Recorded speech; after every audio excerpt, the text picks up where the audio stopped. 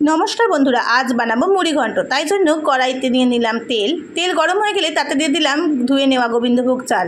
একটু নাড়াচাড়া করে নিয়ে তার মধ্যে দিয়ে দিলাম ডুমো ডুমো করে কেটে নেওয়া আলু। এর মধ্যে দিলাম স্বাদ মতো লবণ এবং হলুদ গুঁড়ো। এটা ভালো করে নাড়াচাড়া করে ঢাকনা দিয়ে হতে দিলাম কিছুক্ষণের জন্য।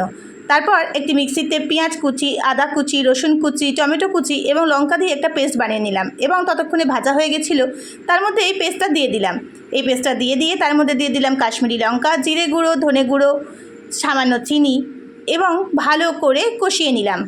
এবং কষিয়ে নেওয়ার পর এর মধ্যে দিয়ে দিলাম আগে থেকে ভেজে নেওয়া মাছের মাথা এবং মাছের মাথাটা এর সঙ্গে ভালো করে কষিয়ে নিয়ে একটু জল দিয়ে দিলাম, দিয়ে হতে দিলাম কিছুক্ষণের জন্য। সেদ্ধ হয়ে গেলে এবং চালগুলোও ভালো করে সেদ্ধ হয়ে গেলেই রেডি মুড়ি ঘন্ট। এটা খেতে দারুণ লাগে। হয়ে গেলে ওপর থেকে গরম মশলা ছড়িয়ে পরিবেশন করুন। ভালো লাগলে আমার চ্যানেলটি সাবস্ক্রাইব করে দেবেন।